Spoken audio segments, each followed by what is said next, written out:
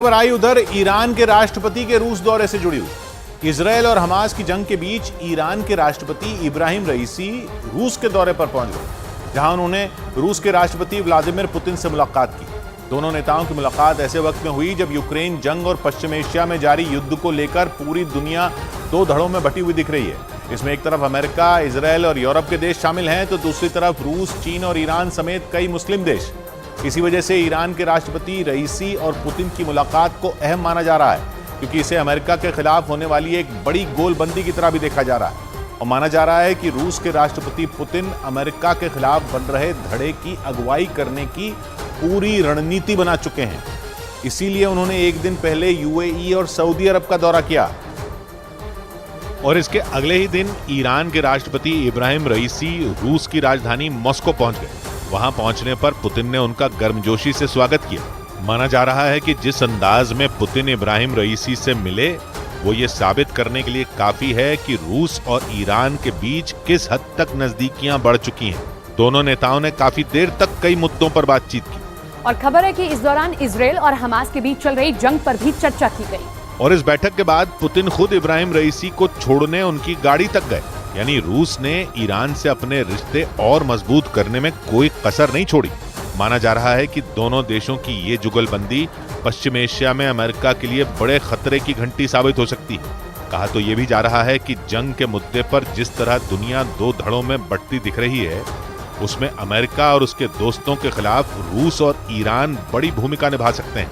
लेकिन पुतिन ये भी जानते हैं कि ईरान और सऊदी अरब के बीच की दुश्मनी उनकी रणनीति पर भारी पड़ सकती है।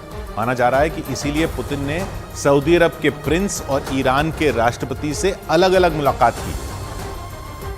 और इब्राहिम रईसी से मुलाकात करने से पहले ही वो पश्चिम एशिया की यात्रा पर गए।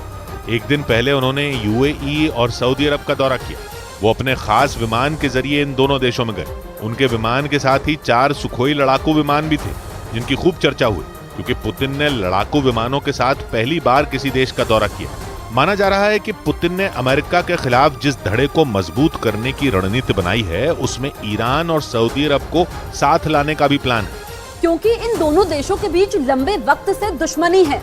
और ईरान जहां शिया बहुल देश है, तो सऊदी अरब में सुन्नी मुसलमानों की आबादी ज्यादा है।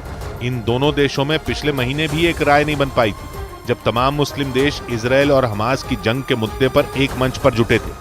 ईरान और सऊदी अरब के बीच शिया और सुन्नी का मसला तो है ही, साथ ही इन दोनों देशों के बीच मुस्लिम देशों का लीडर बनने की भी होड़ है।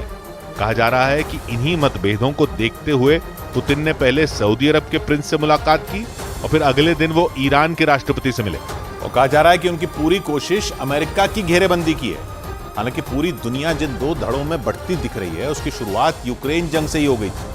इसके बाद इजरायल और हमास की जंग ने बंटवारे की इस लकीर को पहले से ज्यादा गहरा कर दिया, क्योंकि जैसे ही अमेरिका के दोस्त इजरायल ने हमास पर हमले शुरू किए, वैसे ही अमेरिका के दुश्मन एक साथ जुटने लगे। रूस ने गाजा में इजरायल के हमले की आलोचना शुरू कर दी, जिसके बाद चीन ने भी फिलिस्तीन का साथ देना शुरू कर दी।